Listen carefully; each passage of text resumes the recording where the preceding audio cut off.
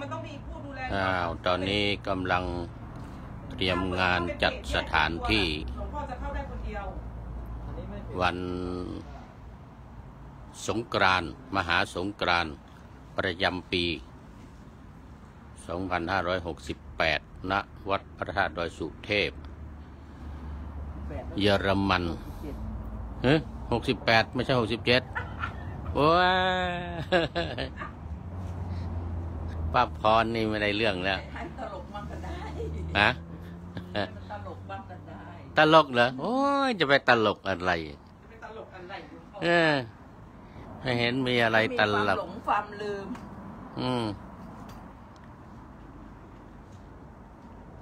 นั่นคือโยมออฟแอปกำลัง จัดดอกไม้อยู่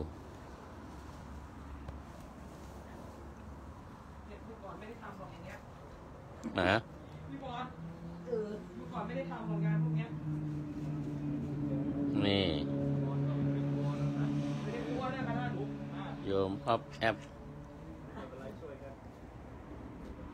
เดี๋ยวนี้ไม่มีใครทำก็ต้องทำเองค่ะต้องทำเองใช่ค่ะแต่ก่อนคนเยอะใช่ไหมใช่ค่ะไม่เป็นไรไม่เป็นไร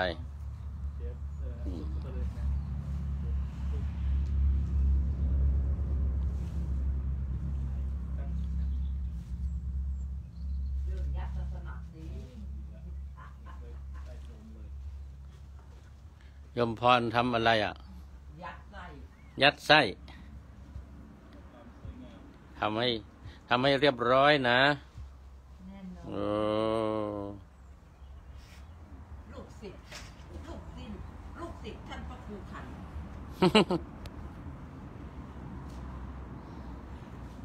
ไปไหนแล้วท่านพระครูขันปลดเกษียณแล้วปลดเกษียณเหรอมีเหรอโอ้สวยพุทธรูปนี่สวยงามมาก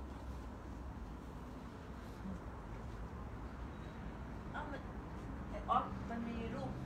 พระองค์ใหญ่อยู่นี่1 องค์ไม่ใช่เหรอไม่ท่านมีในรูปเดี๋ยวท่านก็ค้นรูปท่านมาเองนะเพิ่งไปทักท่านให้ท่านทำให้เสร็จทีละอย่างเดี๋ยวอย่าไปทักเดี๋ยวมันจะหล่นนี่สวยงามมากสวยงามมากสวยงามมากตั้งอยู่ข้างหน้าเลยอ่ะ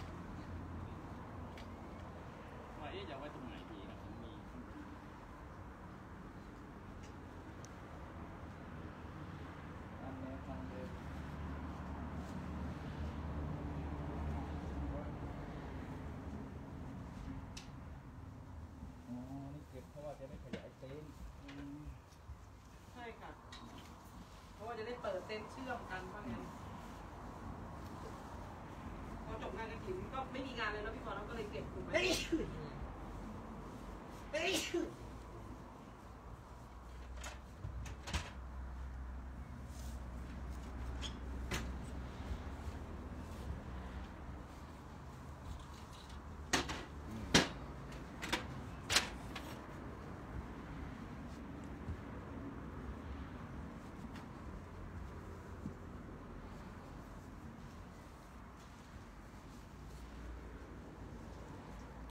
นี่สวยงามมากขบวนเสร็จแล้วบอกยังไม่สวยยังไม่สำเร็จอันนี้เพียงแค่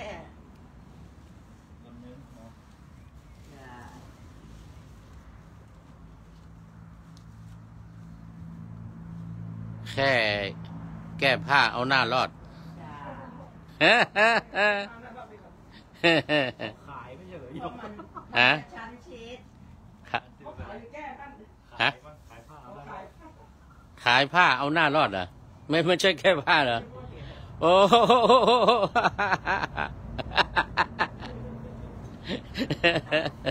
ก็มีอยู่แล้วป้าพรไม่ใช่แก้ผ้าเอาหน้ารอดนะป้าพรชอบใจโอ้อะไรเรามิกไปมิกได้ขายผ้าเอาหน้ารอดนี่นะ โอ้ยว่าผิดแล้วเว้ยนี่ ก็มีอยู่ขายผ้าเอาหน้ารอดใช่ขายผ้าเอาหน้ารอด ขายผ้าเอาหน้ารอดนี่นะโอ้ยโอ้ย ตัวเอง เ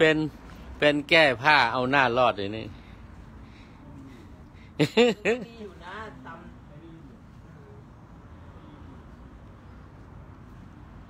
รุ่นโบราณแก้ผ้าเอาหน้ารอด อืม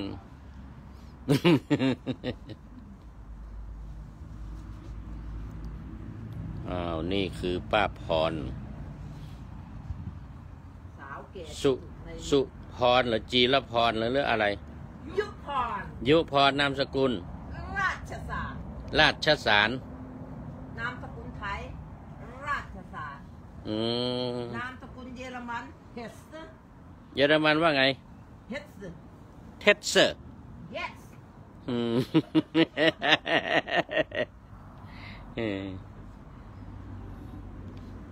ผ่อนยมออฟแอปว่ะนามสกุลอะไร ราโด ฮะ ลาโด ราโด บาดูนามสกุลอิตาลีค่ะ อ๋อ สมัยก่อนญาติเขามาจาก ชื่อจริงว่าไง อินทราพรราโด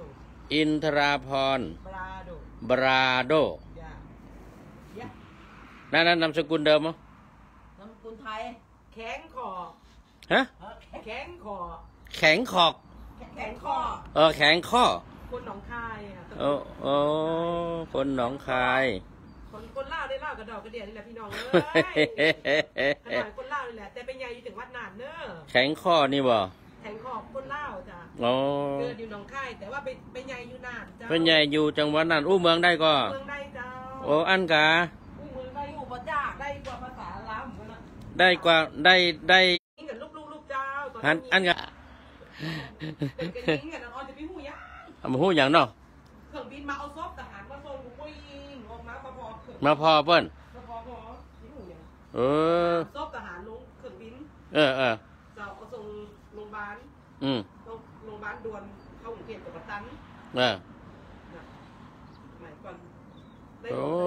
ปล่อยจากวัดนา แม่จะริมไผอย่าไปแยมบัดได้นะน่ะ โอ้ดินเปิดดินแดนสีชมพู เออ คนจะตัดออกจากแผนที่แล้วมันคอมมิวนิสต์นักแกแต่วันได้หลวงเปิดมายอม สีชมพูก็ว่าสีแดง สีแดงเลย สีแดงเลย เจ้าราชการที่ 9เปิดมายอมเปิดบอกว่าลูกหลานลูกเปิดลูกหลานเปิดบ่เพิ่งเปิดบ่ได้เขาไม่ต้องสู้เอาคืนมา อ๋อ เขาจะตัดฝั่งแล้ว เออ เขาลบออกจากแผนที่แล้วแต่ในหลวงเปิดมายอม เออ บอกว่าจะปล่อยเพื่อมูเขาไปเป็นคอมมิวนิสต์ไปเป็นลาวได้จะได้บ่ได้ แม่น เปิดเลยสเด็จบอยไง อุ้ย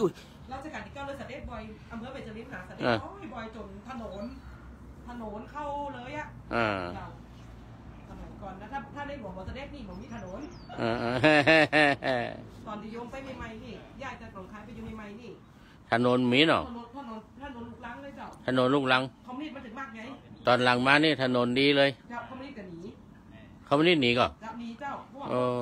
ต้นทหารไปถึงเร็วไง เออ อันน่ะ โอ้ รุ่นดึกดำบรรพ์รุ่น สาธุ รุ่นก่อนล่างสร้างจากวัดอำเภอแม่ชนิดไหมนะสมัยก่อนนิ้ว อืม ปอทำงานอยู่ YMCA กับของกำลัง ไป MCA ช่วยเหลือผู้ยกเนี่ย จะช่วยเหลือหมู่อพยพ ตีเล้าแตกเลย อืม ย้ายไปอยู่แม่ชนิด อ๋อ YMCA ก็เลยมาโจทย์ผู้ยกโยมก็เลยได้ไปอยู่อำเภอแม่ชนิด มีชื่อเสียงเรียงนามว่าจะได้ป่อ หมอการ หมอการ แข่งข้อ โอ้โหแข่งน้ำสกุลนี่บ่น้ำสกุลนี่บ่ใครเข้าท่าเขาเฮ้ย แข่งข้อแล้วเปิดเปลี่ยนเป็นแข่งพิซิต ฮะ เปิดเปลี่ยนเป็นแข่งพิซิตเห็นต้องเลย แข่งวิสิต เจ้า โอ้ อยู่ดี คนนึงแข่งอยู่อะ เจ้า มันได้ความ ต้องเอาออนกะออนข้อ อ่อนข้อ เออ อ่อนข้อเขาก็จะย่ำหัวกระท่าน ฮะ อ่อนข้อเขาก็จะย่ำหัวกระท่าน ไม่เป็นยัง สมัยก่อนโยมจะอินทราเฉย อ่ะ ๆดวงบ่ดีดวงบ่ดี ดองมาดี เพราะอินทรามันจึงไปอินผมมีกำแปงไง มันจู่สูงเกินคนธรรมดา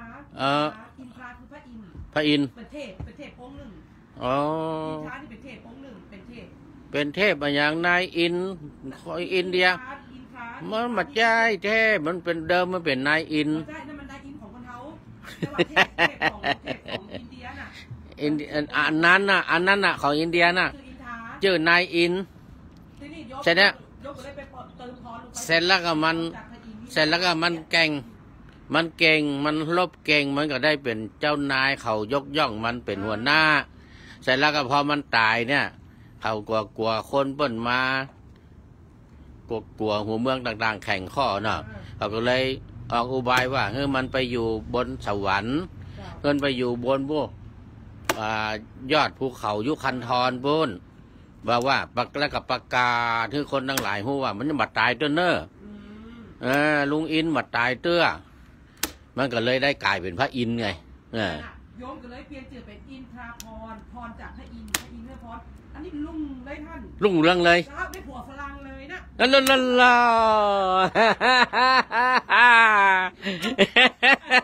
จะให้ไข่หูกับพรจากพระอินทร์ไงพรจากพระอินทร์พรจากพระอินทร์ครัวติจะทำฝอยทองวันที่13 เมษายนพระประธานพระเสด็จพี่หนาเชื่อครัวคูณอินฮะครัวคูณอินครัวคูณอินคูณหลวงพ่อคูณเนี่ยมาเจคุ้นหนาคอควายสารอูน้อหนูคูณหลวงพ่อคูณนะนั่งห้องเยาะนะครัวคูณอินครัวคูณอินyes ทานประจำบ้านประธานพระเสด็จเนี่ยมาต้องมีถ้าบอกมีมาได้ก็เป็นสิริมงคลมาได้เลยคนที่แจกท้องเจ้ามันเปิดถามว่าจะแจกท้องวันปีใหม่วันสงกรานต์ตามหัวคุณใหญ่ท้องนะเจ้าวัดพระธาตุดอยสุเทพแจกท้องวันพระธาตุดอยสุเทพนะเจ้ายังอั้นบ่เยอรมันเนี่ยปานนั่นบ่ปล่อยท้องจังว่าเอ้ยแจกท้องเป็นว่าฝอยทองเนี่ยน่ะเขาก็นึกว่าทองคำเดี๋ยวนี้50,000ก่อนเนอะราคานะเขาก็ว่า50,000นี่เอามาแจกนี่เขาถึงจะบอกหมู่อันญาติพี่น้องเขามารับนะแจกของที่วัดพระธาตุแต่บอกกองเติมเปลี่ยนจื่อพอเติมพอลงไปนี่โอ้ลุงพารอเรือเนาะเจ้าพอพานรอเรือเจ้าพอพานรอเรือไงพรอินทราพรมันสูงล่ำมันหนีกำแปโอ้แต่ท่านมันชีวิตอินทรามันได้มันเป็นพระอินทร์ไงมันคือพระอินทร์ไงมันรุ่นไงมันสูงเกินคนธรรมดาว่าเขาบารมีบอกถึงมันอีปออีแม่เปิดไปเอามาจากไหนกับผมไม่ใหญ่ล่ำแบบแป้ลมฝนเนาะ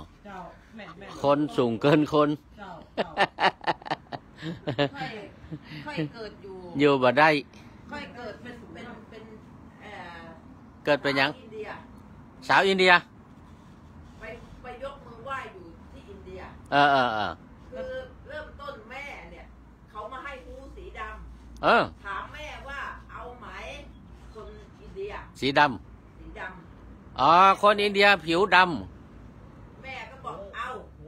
ก็เลยตั้งท้องเป็นป้านี่เองอย่างงั้นเลยอายุถึง20ก็ยังกราบไหว้อยู่ที่อินเดียนะมันก็จะจางพออายุมากขึ้นเราก็จะจางแล้วตอนเกิดความฝันเราได้อยู่ในฝันนี่ยังฝันอยู่เลยฮะแล้วตอนเกิดเนี่ยเกิดแล้วตอนเกิดนี่เกิดที่ไหนเกิดที่ชลบุรี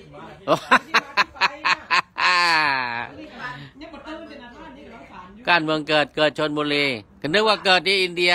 หรือว่าพระอินทร์ที่อินเดียเนี่ยเข้าไปในท้องฮะถ้าไม่เอาก็คือแท้งก็อยู่ก็คือป้าเอาก็ไม่แท้งถ้าเอาก็เป็นพระพรไงก็เลยแม่ก็รับปากมันเป็นปริศนานี่อ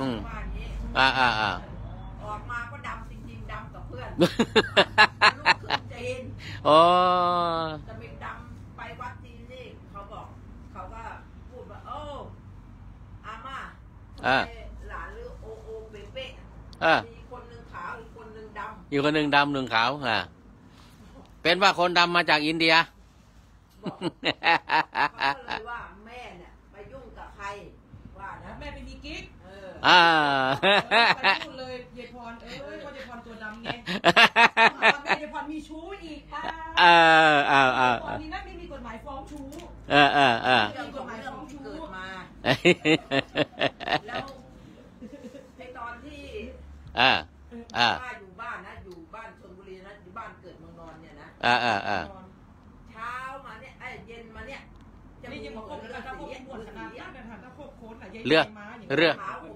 วม้วนแต่บทพิจิตรสาเขาเอาขาวฤาษีไม่รู้เป็นไรเรียกแก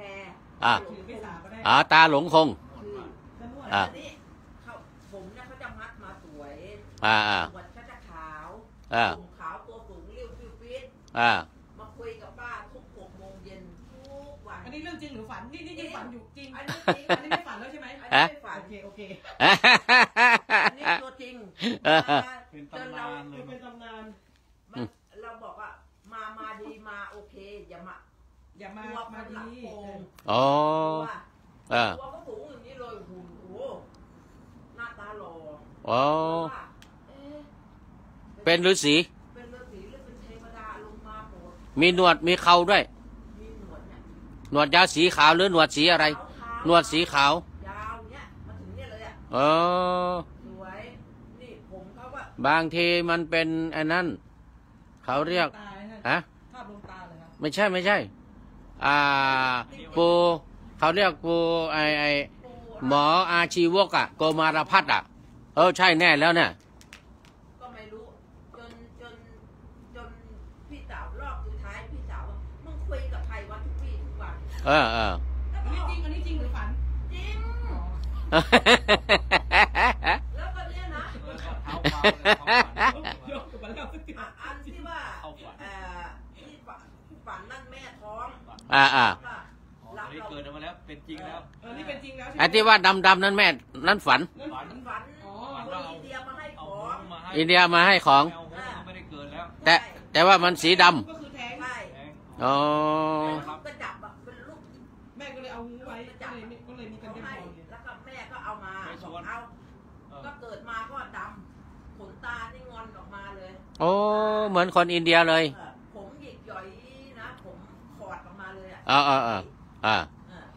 โอ้ยคนแอฟริกามั้งไงนะเนี่ยแหละอันนี้แล้วเราก็เลยมีตำนานฝันอยู่ในอยู่อินเดียกราบไหว้อยู่อินเดียอ๋อแม่นี่นะแม่ฝันนี่นะยายพรนี่เราฝัน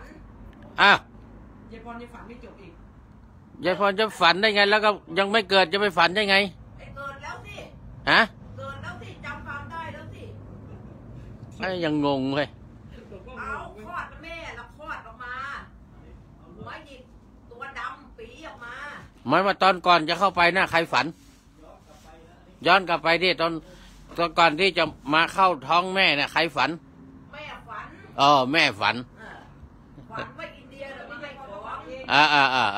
แล้วยายพรคลอดออกมาแล้วยังฝันอีกก็ยายพรจำความได้แล้วยายพรก็เป็นเหมือนคนอยู่อินเดียอันที่แม่เล่าให้ฟังอันนี้เราฝันเองที่หลังใช่เราจำความได้แล้วไงตอนจำความได้แล้วว่าฝันอีกแสดงว่าฝัน2 ต่อเลยในวังในวังมีแต่เพชรมีแต่พลอยมีแต่ทองโอ้โหฝันแล้วฝันอีกอะไรอย่างนั้นแม่ฝันไม่พอแล้วตัวลูกเกิดมาแล้วยังฝันอีกมันก็ต้องแสดงว่าเป็นเชื้อสายอินเดียแน่ก็ไม่ต่างว่าแล้วอยู่ร้านเสริมสวยในอินเดียเข้ามานี่เธอนี่มันบอกเลยนะว่าเอาของไปเนี่ยเธออยู่อินเดียมาเนี่ยบอกมันทำไมรู้ว่าเอาหูเปล่าวันนี้บอกจริงบอกกูไม่เอาอะไรเอาเบียร์แค่ขวดเดียวกูดูให้มึงเนี่ยแล้วมึงก็จะเดินทางแล้วมึงใกล้จะเดินทางแล้วจริงๆก็จะมาเยอรมันเลยให้ของมึงรักษาตัวให้ลูกอะไรลูกองค์เนี่ยให้มาลูกคนอินเดียใช่อินเดียเข้ามาในโรงแรมมันพักที่โรงแรมมันก็เข้ามาดูดวงไงนี่เป็นเรื่องจริงโอ้โหไม่ใช่ฝันนะเรื่องจริงเลยนะแสดงว่ายายพรเนี่ยมีทั้งเรื่องฝันมีทั้งเรื่องจริง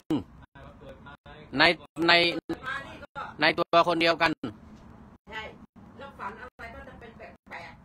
อ่า ๆแล้วจนอายุเรา30แล้วมันก็คือจางออกไปแล้วก็นานๆถ้าเรานึกถึงน่ะเราจะฝัน อ่า เนี่ย เวลานึกถึงจะฝันอยู่ ใช่ อืม ยังมีสิทธิ์มีสิทธิ์ เขาจึงได้บอกว่าคนวันอาทิตย์จะมีคนปีมะโรงวันอาทิตย์จะมีเส้นพิเศษส่วนตัว ปีมะโรงเกิดวันอาทิตย์ จ้ะ โอ้อะไรจะปั่นนั่นอืม เรื่องจริงไม่ได้ยินนิยาย อืม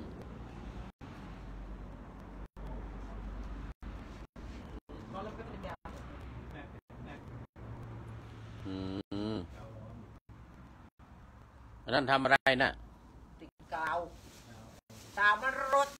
อืม หลังๆมาตีมันมาเนี่ย อืม นี่งานมันเยอะไงช่วงนี้ งานอะไรคือ เดี๋ยวก่อนต้องมาดูติดกาวก่อนโอ้ยังไม่เคยเห็นเลยนั่นเนี่ยเนี่ยนี่เขาเรียกกาวอะไรกาวร้อนเหรอโอ้อืมอืมอืม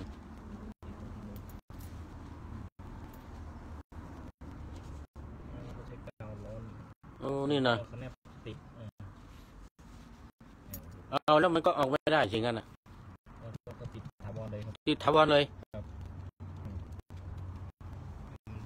ต้องอะไรอย่างนี้ก่อน อืมอืมแล้วเอาไอ้เครื่องนี้เอามาจากไหนเนี่ย เรื่องของพระวัดเลยครับ เอาวัดนี่นะ มีทุกอย่างค่ะท่าน เอาเหรอ ตอนนี้ไม่ท่านไม่ต้องทำอะไรเพิ่มนะมีแต่สารย่อต่อแค่นั้นเอง อืม มีหมดทุกอย่างข้างบน อย่าง ไอ้เครื่องอะไรนะรับแขกชั้นผู้ใหญ่ อย่างนี้ก็เป็นโชคดีของหลวงตาดินี่ มีหมดกับท่านครบนั้น อืม เดี๋ยวละลายออกมาครับ อ๋อ ติดไปข้างในครับ อืมระวังอย่าเอามือไปติดนั่นน่ะโอ้ข้างนี้อีก ซ่อมแซมไป อืม เอาไม่สภาพประพรนั่นเลยครับ ฮะ ไม่สภาพประพรนั่นเลยครับ ประพันธ์น่าจะหยุดฝันละเลิก วัน เออน่าจะเลิกฝันแล้ว เราฟังจบหมดแล้ว หมดแล้วเลยโอ้ทำนาน เอายังมีอีกนะอยากรู้อีกไหม มีอีกเหรอเดี๋ยวก่อน อายุ25ตายฟื้น เดี๋ยวเล่าทีหลังนี่ให้เสร็จนี่ก่อน กาวร้อนติดเลยนะ กาวร้อน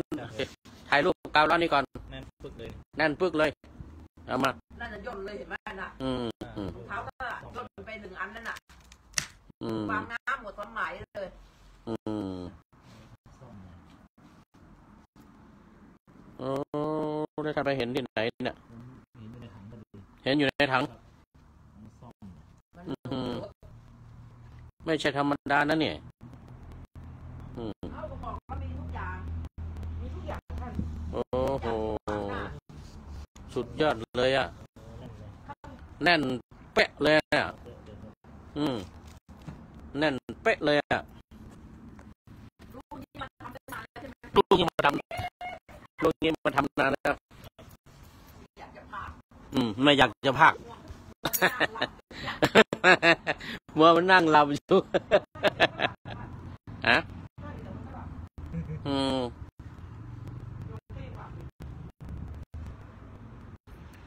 การ รถจากเก้าอี้เนาะ แน่นเลยโอ้โหสุดยอดเลยอ่ะ โอ้เราก็ทำติดตั้งนาน กาวลาเทคสู้ไม่ได้หรอก กาวร้อนนี่แน่นอนกว่า กาวลาเทคสู้ไม่ได้หรอก แกระเบียบตักระเบียบพอแล้ว โอ้โหเหมือนเนรมิตเลยไง ซ่อมแซม อืม 15:40 อ๋อเพิ่ง3 โมงเหรอพวกเราก็ยังไม่ได้กลับบ้านเย็นนี้ถ้ากลับบ้านก็ไม่ได้ก็15 โมง ฮะ เย็นนี้ถ้ากลับบ้านก็จะอ้างสาเหตุก็ไม่ได้ อ๋อ เพิ่งจะถึงบ้านนาฬิกาก ลับมาถึงกี่โมงเนี่ยโยม เรามาเที่ยงเลย มาเที่ยงใช่ไหมโอ้อยู่ได้ถึงกี่โมงอ่ะโยม โมงก็ได้ยังไม่เห็น อ๋อเล่นนะโอ้ เรา โหเยอะเลย อืม โอเคครับ โอเค ต้องมีอะไรนะ เออ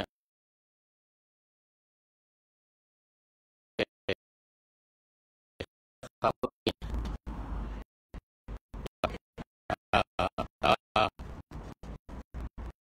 เสร็จสิ้นหยุดชะงักยกเลิกก่อนยกเลิกก่อนโอ้นี่สวยแล้วสวยแล้ว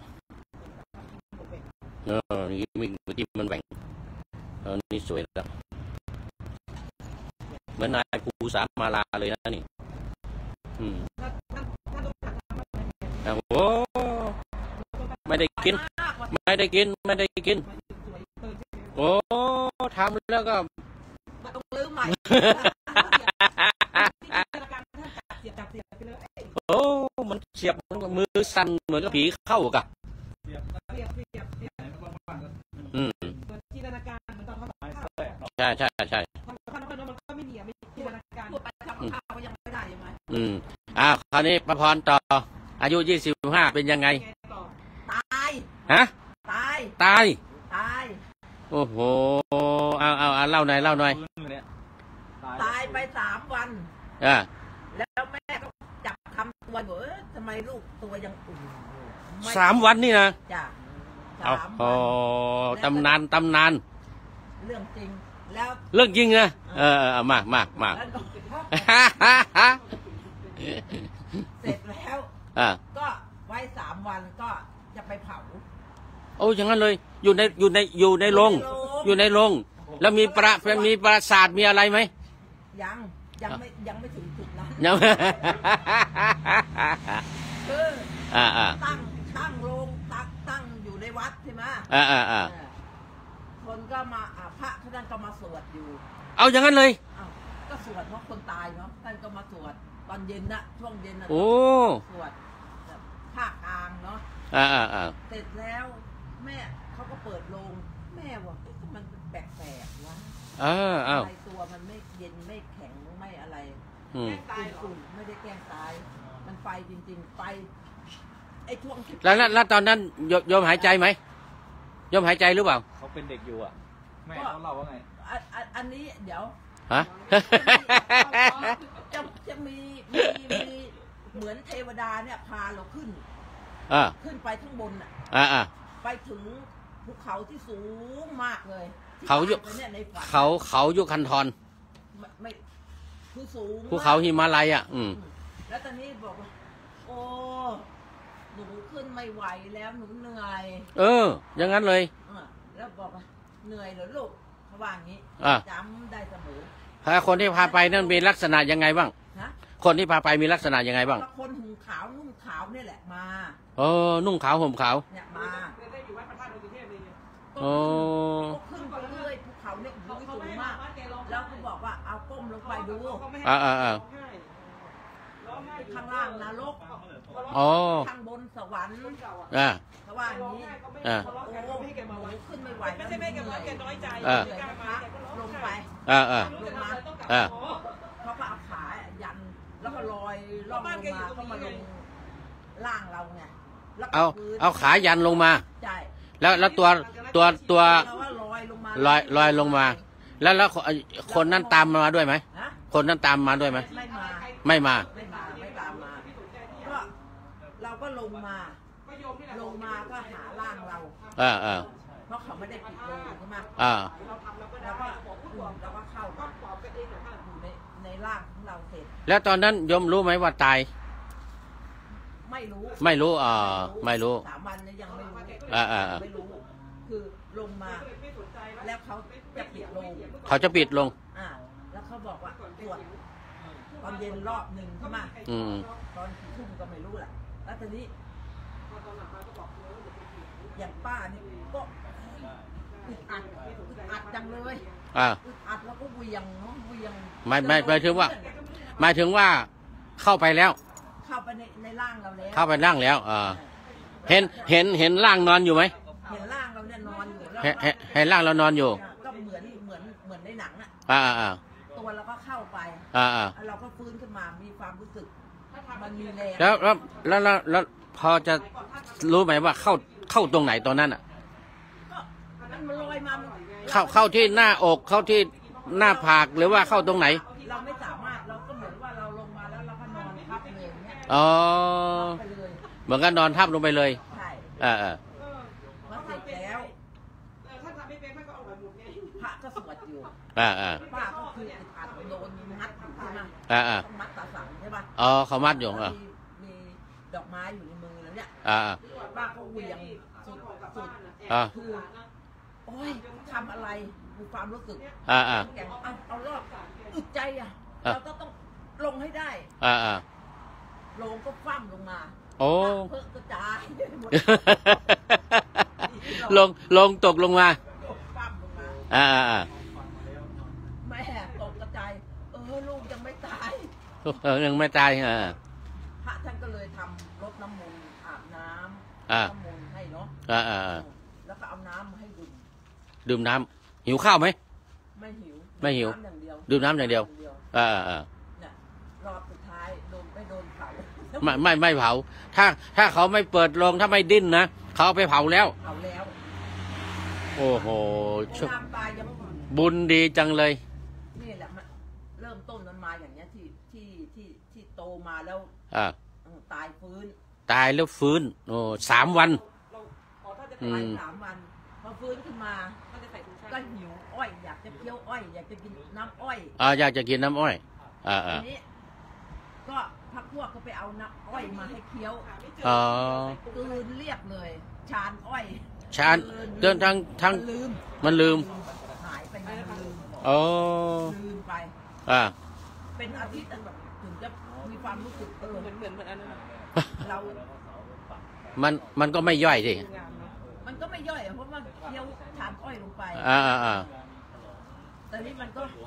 ได้ความหวานได้น้ำแล้วน้ำได้ความหวานก็มาอยู่ทุกวันเนี่ยเป็นยาพรอยู่ทุกวันเนี่ยนะยังอยู่ตัวเป็นตนเป็นตัวเป็นตนแล้วแม่ชื่ออะไรแม่ชื่อนางแพงพ่อเหรอพ่อชื่อนายอินนามสกุลราชสาร โอ้โหนามสกุลนี่มันเป็นระดับราชามหากษัตริย์นะเนี่ยราชสารนะเนี่ยโอ้ราชรถมาเกยเลยอย่างนี้แข็งข้ออันนี้นามสกุลแข็งข้ออันนี้ราชสารอันนี้แข็งข้อแล้วโยมก็จับมาผูกกันได้ตกเลข56รุ่งเลยไหนเล่าฟังหน่อยเดี๋ยวเรื่องเล่าฟังเนี่ยอันนี้เรื่องประพรตายแล้วฟื้นจบใช่รอบสุดท้ายคราวนี้มาทางนี้บ้างรุ่งเรืองยังไงมาเนี่ยโยมก็เอาตัวหนังสือมาบวกกันให้ตกเลข56นี่เฮงเลย56นี่56เฮงใช่ค่ะตกเลข56เอาอะไรมาบวกก็มันมีสูตรค่ะโยมเป็นหมอดูนะเอาอย่างนั้นน่ะโยมหมอดูไพ่24เหรอท่านแต่โยมไม่เปิดเผยตัวเองแค่นั้นเองนั่นแน่มาเจอของจริงแล้วทีนี้เจอของจริงแล้วอาจารย์หน่อยสิไหนเอานะไหนเล่าเรื่องที่ว่ารุ่งเรืองขึ้นมาเนี่ยมันเป็นยังไงนามสกุลชื่อไม่ก็มาเปลี่ยนชื่อบรอนบาโดแล้วได้56 54แต่ตกเป็นเลขดีถ้าจะไม่50ก็56นี่แหละมันก็รุ่งเลยท่านแล้วก็เป็นมันจะอยู่ในโซนผู้ปฏิบัติธรรมผู้ถือศีลศักดิ์สิทธิ์อะไรพวกเนี้ยมีลางสังวรมีสัมผัสที่6อะไรอย่างเงี้ยมีสัมผัสที่6ใช่ก็ถ้าเกิดโยมคิดไม่อย่างพระธาตุเนี่ยโยมถึงได้บอกโยมถวายตัวเป็นลูกพระธาตุเนี่ยโยมถวายชีวิตให้พระธาตุนะถ้าอะไรที่โยมยังอยู่ยังมีชีวิตอยู่โยมไม่ทิ้งพระธาตุเนี่ยก็โยมถวายตัวแล้วเป็นลูกเป็นถวายตัวให้พระธาตุโอ้อย่างนั้นเลยนะใช่ค่ะพระธาตุเรานี่แหละถ้าโยมไม่ตายโยมก็ไม่ออกจากวัดถึงตายแล้วโยมก็จะสิงอยู่ไอ้ตรงห้องพระเนี่ยเดี๋ยวก็ยังแมมมืออย่างนั้นมาคู่กับแมมเลยมาอยู่กับแมมมันจะมีเสาต้นกลางที่อยู่ห้องพระอันนั้นตรงนั้นโยมบอกว่าเนี่ยมาขูดเลยนะถ้าเกิดโยมตายมาขูดเลขเลยนะแต่ว่าถึงเวลาไปเกิดก็จะไปเกิดไงแต่ว่าจะมาอยู่เฝ้าพระธาตุจะไปเกิดได้ไงจะมาอยู่ที่นี่จะไปเกิดที่ไหนไม่เอาก็ถึงเวลาเราเกิดเนาะเราใช้กรรมในภพวิญญาณเสร็จเราก็ต้องไปเกิดเป็นสัตว์เดรัจฉานอะไรก็ค่อยคนเราตายไปถูกไหมคะท่านใช่มันก็ต้องรอการเกิดรอไปเกิดเป็นภพใหม่แต่เราใช้กรรมในภพวิญญาณก่อนหลังความตายหลังความตายไปแล้วตายไปแล้วก็ต้องไปอยู่ในภพวิญญาณถูกไหมคะอยู่ในภพวิญญาณเขาเรียกสัมภเวสีใช่ค่ะไปใช้กรรมก่อนไปใช้กรรมก่อนแต่พอถึงเวลาที่เราใช้กรรมหมดแล้วในภพวิญญาณเราก็จะไป ในสิ่งที่เราสะสมอ่ะ อย่างที่เรามาทำบุญที่วัดเนี่ยเราทำบุญเพื่อที่เวลาเราตายไปไม่ต้องใครทำบุญให้เราลูกหลานอาจจะไม่ทำให้เราแต่เราสะสมไว้ สะสมบุญไว้เพราะวิญญาณทำบุญเองไม่ได้วิญญาณทำไม่ได้เทวดาก็ทำบุญเองไม่ได้อย่างนั้นเหรอต้องตัวเราที่เป็นต้องทำตอนที่เป็นคนใช่เป็นตัวเป็นบุญก็มีหลายทางเทวดานี่เขายังมาใส่บาตรได้เลยใช่แต่เทวดาทำบุญให้ตัวเองไม่ได้ไงทำให้ตัวเองไม่ได้ใช่อันไม่รู้นะอันนิยมคิดว่าอย่างนั้นนะเทวดาก็ทำบุญให้ตัวเองไม่ได้เพราะวิญญาณก็ไม่เขามาทำบุญก็ทำเพื่อตัวเองนั่นแหละเขาอยากเขาได้บุญเขามาใส่บาตรให้พระเทวดาเนี่ยจริงๆแล้วไม่ต้องไปรอเป็นเทวดาหรือเราอยู่ในพวกมนุษย์นี่แหละต้องทำก่อนเพราะว่าอย่าไปหวังว่าลูกหลานจะทำให้เราเพราะเราตายไปแล้วเราไม่สามารถทำถูกต้องแต่ว่าการทำลูกหลานทำอุทิศส่วนกุศลให้ก็ได้อยู่จะทำให้เราไหมล่ะคะจะไปหวังน้ำบ่อหน้าไม่ได้ไงอันนี้ก็ถูกเราสะสมไว้เองนี่ก็ถูกแต่ว่าเป็นของแถมเราเป็นของแถมเป็นของแถมต้องทำตอนที่เรายังมีชีวิตอยู่เดี๋ยวขอย้อนไปที่ว่าอายุเดี๋ยวไม่ใช่อายุเรื่องอันนี้เรื่องอะไรตัวเลขมันเป็นยังไงมันมายังไงลองว่าที่เราพอมันก็ต้องสะสมบุญมานะท่านมันก็ต้องปฏิบัติทำรักษาศีล 5เท่าชีวิตโยมที่รักษาศีล 5เท่าชีวิตนะผิดถูกไม่ให้ดูที่เจตนาโยมประคองศีล 5ไว้เหมือนน้ำร้อนเจตนาหังพิฆเวเนี่ยนะถ้าทุกคนคิดได้คือเราไม่ใช่คนดีแล้วรักโลภโกรธหลงเราก็ยังอยู่แต่เราจะดับได้เร็วแค่นั้นเองถามว่าใครมาด่าโยมโกรธไหมโยมก็โกรธนะโกรธอยู่แต่ว่าดับได้เร็วมันก็จะไม่เหมือนสมัยก่อนเป็นพระโสดาบันหรือเปล่าเนี่ยมันไม่น่าจะถึงขนาดไม่น่าจะถึงขนาดนั้นแต่เราก็รู้แต่ว่าเราโกรธแต่เราดับลงได้ดับแล้วได้เร็วอาฆาตพยาบาทแค่นั้นเอง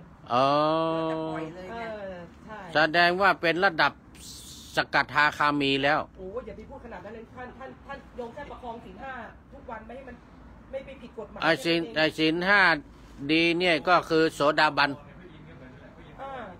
ใช่เพราะโยมอนาคามีตัดโทสะใช่สังฆทานก็มีแค่เบาบางแต่ว่าอันนี้คือความฆ่าความโกรธคือน้อยตัดความโกรธได้ทันทีแต่มันไม่มีคนที่ไม่มีโกรธใช่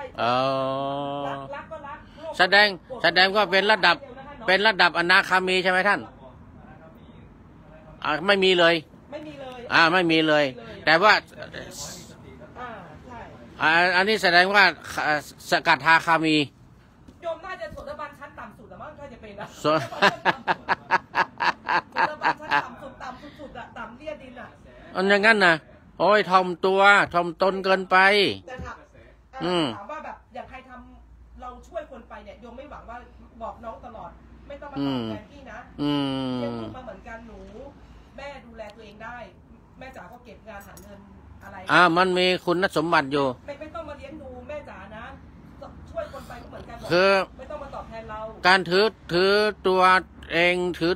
ตนที่มีอยู่ไหมเป็นอนัตตาหรือเป็นอัตตาล่ะโยมถือตัวไหมยึดติดไหมโยมไม่ยึดนะไม่ยึดไม่ติดแต่ความอยากได้ไม่หมายถึงว่าถือว่าตัวเองเนี่ยถือว่าเป็นตัวเป็นตนอย่างเงี้ยถือไหมไม่ถือมันจะถือเป็นตัวทำไมล่ะครับท่านแสดงว่าเป็นอนัตตาไม่รู้สิพ่อโยมจะไปถือตัวตนทำไมล่ะนี่แสดงว่าคุณสมบัติข้อที่1ได้แล้วไม่ต้องยึดว่าฉันเป็นไอ้นู่นฉันเป็นไอ้นี่ฉันไปทำตรงนี้ไม่ได้เพราะฉันอยู่ตำแหน่งนี้หมายถึงอย่างนั้นยึดติดใช่ไหมครับใช่ไม่เคยสาธุอันนี้สักกายทิฏฐิอันนี้เขาเรียกสักกายทิฏฐิไม่มีแล้ววิจิกิจฉาความลังเลสงสัยอะไรยังมีอยู่ไหมในพระพุทธพระธรรมพระสงฆ์คุณงามความดีกุศลบุญทานโยมมาติดใจที่ว่าคำสอนของพุทธเจ้ามันอยู่คำหนึ่งว่าไม่รู้ครูบาอาจารย์ท่านสอนมาเวลานั่งสมาธิท่านบอกว่าถ้านั่งสมาธิแล้วเวลาจิตสุดท้ายก่อนตายถ้าเราไม่ไปยึดติดกับอะไรเราจะไม่เกิดอีกแล้วอันนี้ท่านบอกนะว่าอยู่ในความว่างก่อนตายให้ว่างให้ปล่อยลมหายใจแล้วให้ว่างที่สุดเราโยมก็มีติดนะคะแล้วมันจะเป็นไปได้ยังไงถ้าเกิดเราปฏิบัติมา 20-30 ปีเนี่ยนั่งสมาธิมาตลอดแต่ก่อนตายเราจิตเราไปจับอยู่อันใดอันหนึ่งยังจับเป็นหมาแล้วก็ไปเกิดเป็นหมาใช่ถูกไหมคะนั่นเขาเรียกว่าจิตดวงสุดท้ายก่อนจะตายเนี่ยเวลายังมีคนหนึ่งพอเห็นว่าหมาเนี่ยโอ้ มันกินอิ่มหนำสำราญพอตายแล้วไปเกิดเป็นลูก ใช่ อยู่ในท้องหมาตัวนั้นเลย โยมติดโยมก็เกิด อ๋อ สงสัยว่าแล้วถ้าเกิดโจรที่มันฆ่าคนมาเป็นร้อยเป็นคน แล้วคนชั่วที่มันฆ่าคนลักขโมยเขาตลอดแล้วจิตสุดท้ายก่อนตาย ไม่ เดี๋ยวฟัง เดี๋ยวแก้ของโยมเองเดี๋ยวว่าแล้วถ้าเกิดจิตสุดท้ายของตายเขาไม่ไปยึดติดกับอะไรอ่ะเขาฆ่าคนตายทำชั่วมาทั้งชีวิตเขาก็ไม่ลงอบายสิที่เขาชั่วมาตลอด ไม่ลง แต่พอเราปฏิบัติเรารู้ว่ากว่าจะถึงวันที่เราดูลมหายใจตัวเองได้แล้วไม่ยึดติดอะไรมันยากไม่ใช่เรื่องง่ายทุกวันนี้เรายังทำไม่ได้เลยถูกต้องเพราะฉะนั้นไอ้ตอนนั้นโยมเคยติดแต่โยมก็แก้ของโยมเองไงโยมก็คิดพอโยมปฏิบัติเข้าหนักๆแล้วมันไม่ใช่ที่ว่ากว่าเราจะหลับตาลงนอนกว่าเราจะดูลมหายใจได้บางทีจุดเรายังฟุ้งไปทางนู้นฟุ้งไปทางนั้นแล้วอย่างโจรผู้ร้ายหรือคนชั่วทั้งหลายแหละไม่เคยปฏิบัติเลยอ่ะเขาจะเอาจิตไปจิตสุดท้ายก่อนตายไม่ไปยึดติดอะไรมันไม่ได้พอเราปฏิบัติมาทางชีวิตดูมันทำไม่ได้เลยไม่ได้อย่างพระไม่ใช่หมายถึงโจรนะคะก็โจรนั่นแหละโจรองคุลิมานยังได้เลยก็ไม่มีกัลยาณมิตรมาสอนมันต้องมีกัลยาณมิตรด้วยใช่เขาคุ้นป่ะเขามีพระพุทธเจ้าสอนไงมีพระพุทธเจ้าสอนไงฆ่าคนมาเป็นพันไงองคุลิมานถูกไหมคะท่านหมายถึงองคุลิมานเพราะว่าองคุลิมานที่โดนหลอกโดนครูบาอาจารย์หลอกคือตัวตนเขาไม่ใช่แบบนั้นเขาเชื่อครูบาอาจารย์แล้วเขาก็ไม่ได้เป็นคนที่ต้องเป็นคนเนรคุณหรือเขาเป็นคนใจดีใช่แต่ทีเนี้ยเขาไปเชื่อครูบาอาจารย์เพราะโดนหลอกถ้าเกิดฆ่าคน1,000 คนแล้วจะบรรลุไม่ได้เขาเราว่าจะมีวิชาการดีๆให้นั่นแหละเขาก็เลยไปโดนหลอกเขาก็เลยไม่ใช่ตัวตนเขาที่แท้จริงนะท่านเนาะก็เลยบรรลุได้คนสุดท้ายที่จะฆ่าคือพ่อหรือแม่นี่แหละตรงนี้เมื่อกี้นี่ถามไม่ใช่ตรงนี้ที่ถามเมื่อกี้คือเรื่องของความลังเลสงสัยเขาเรียกวิจิกิจฉาสงสัยไหมในพระพุทธธรรมพระสงฆ์อะไรยังสงสัยอยู่ไหมคนงามความดีอะไรทำดีได้ดีทำชั่วได้ชั่วอะไรอย่างเงี้ยเชื่ออยู่ฮะไม่ไอทำดีได้ดีทำชั่วได้ชั่วเรื่องเวรเรื่องกรรมเชื่ออยู่แน่นอนอันนี้ต้องยึดสิครับท่านเพราะว่าผลกรรมคือการกระทำใช่ทำอย่างไรก็ได้อย่างนั้นใช่คนที่ยังไม่ได้หรือยังไม่ดีหรือยังไม่ได้ผลกรรมที่ได้ยังไม่ถึงเวลาใช่เพราะเขาใช้กรรมกินบุญเก่าอยู่ใช่เพราะฉะนั้นบุญไม่ทำกรรมสร้างแต่สร้างกรรมกินบุญเก่าหรือกินของเก่ากินของเก่ากินบุญเก่าพอบุญเก่าหมดบุญเก่าหมดไม่เพิ่มเดี๋ยวเหมือนพ่อผัวนางวิสาขาอีกนะใช่ค่ะมันก็หมดเพราะฉะนั้นแต่ว่าพูดถึงว่าศีล 5เนี่ยโยมพยายามผิดให้น้อยที่สุดแล้วท่านรู้ไหมว่าศีลข้อไหนที่รักษายากที่สุดโยมย้อนถามท่านศีลข้อไหนที่รักษายากที่สุดข้อ4โนมุสาก็ได้ไงมุสีอ่ะใช่อันนั้น2มุสายากที่สุดคนจะบอกว่าโกหกไปเถอะให้มันพ้นตัวไปไม่ได้คนแบบเนี่ยอย่างเพื่อนถามกินข้าวยังกินแล้วกลัวเพื่อนจะพาไปเลี้ยงข้าวก็โกหกละ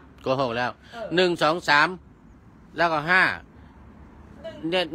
ง่ายกว่าข้อ4ห้ามฆ่าสัตว์ตัดชีวิตมันก็เป็นเรื่องปกติอยู่แล้วเราก็ไม่ต้องใช่ไม่ถ้าข้อ4ทำได้นะ1 2 3ไม่มีข้อ5ไม่มีใช่5ไม่มียิ่งข้อกามานี่มันเป็นเรื่องปกติอยู่แล้วที่มีคนมีคู่มีครอบครัวกามาเนี่ยมันอยู่ที่ข้อ4นี่แหละ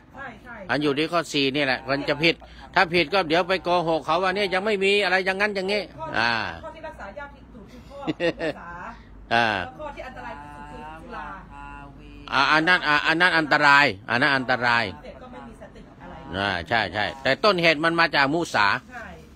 มาจากมุสาแล้วทีนี้มาดูข้อที่3เขาเรียกว่าศีลพัตตปรมาส์กามาใช่ไหมครับไม่ใช่ในพระโสดาบันคือถือศีลอย่างเงี้ยถือศีลผิดมีไหมผิดหมายถึงครับยังถือศีลอย่างเดียวยังไม่ทำบุญสุนทานเนี่ยไม่ทำบุญสุนทานเนี่ยถือศีลอย่างเดียวศีลแล้วก็ไปสวรรค์เลยมันเป็นไปไม่ได้นะท่านนี่ใจได้อันนั้นมันคือศีลอย่างเดียวถือว่าตัวเองดีตัวเองเด่นใช่ว่าตัวเองดีแล้วไม่อันนั้นถือว่าโง่ถือว่าโง่ แล้วต้องอย่างอื่นด้วยใช่ไหม ใช่ค่ะ ให้ทานด้วยภาวนาด้วย มันต้อง30 ทานเนาะทานบารมี30 ทาน มีทานมีตั้ง30 อย่างใช่ไหมคะท่าน อ๋ออันนั้นเรื่องทาน อันนั้นไม่มันอันนั้นก็เป็นอีกอย่างหนึ่งแต่อันนี้พูดถึงว่าถือศีลเนี่ยถือถูกไหม ด้วย มีศีลก็ต้องมีทานด้วย มีทานด้วย พอทานแล้วก็ต้องมีภาวนา ภาวนาด้วย โอ้นี่ถูกต้องใช้ได้ แค่3 ข้อศีลภาวนา ใช้ได้ ให้ทานเอา3 ข้อก่อน แล้วก็ปฏิบัติแบบเคร่งครัดเนี่ยมีไหมอดข้าวอดน้ำอะไรมีไหมโอ้ใช้ได้ โยมอยู่ตามสภาวะ อย่างนี้ ปัจจุบัน อย่างนี้ใช้ได้ อย่างนี้ใช้ได้ แค่กับปัจจุบันค่ะท่าน แสดงว่าคุณสมบัติของพระโสดาบันเนี่ย พอไปได้นะโยมนี่นะโอ้ก็นี่ที่ว่ามาเนี่ย3 อย่างเนี่ยโสดาบัน โอ้ยสาธุหลวงพ่อ 3 อย่างมาเนี่ย1สักยทิฏฐิไม่มีวิจิกิจฉาไม่มีศีลพัตตปรมาสไม่มีนี่นะอันนี้ก็ แต่ว่า เป็นคุณสมบัติของพระโสดาบัน รักโลภโกรธหลงก็ยังมี โอ้มีหมด แต่เราก็รีบตัดไง อันนั้น พอรู้ปุ๊บก็ทิ้งมันไว้นิดนึงพิจารณามันดูมันไม่ อันนั้น ทำให้เราทุกข์ก็รีบตัดมันออกไง อันนั้นเป็นธรรมดา ใช่ค่ะ เป็นธรรมดาพระโสดาบันนี่ยังมีกิเลสราคะโทสะโมหะโลภโกรธหลงนี่มีเต็มที่ ใช่ค่ะ แต่ไม่มี3 ข้ออย่างที่ว่าเนี่ย แล้วก็ศีล 5จะบริสุทธิ์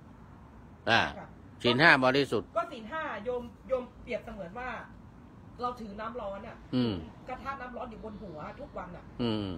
ถ้าเราเผลอเมื่อไหร่มันก็กระชอนรอบตัวเราก็ประคองมันไว้แค่นั้นเอง อย่างงั้นเลย ใช่ค่ะ โอ้สาธุ มีความรู้สึกถ้าเกิดเราพลาดไปเดี๋ยวเราก็จะเจ็บเองอะไรอย่างเงี้ย โอ้ใช้ได้แล้วใช้ได้แล้ว อย่างนี้ใช้ได้ แล้วก็ ฮะ ไม่ใช่ธรรมดา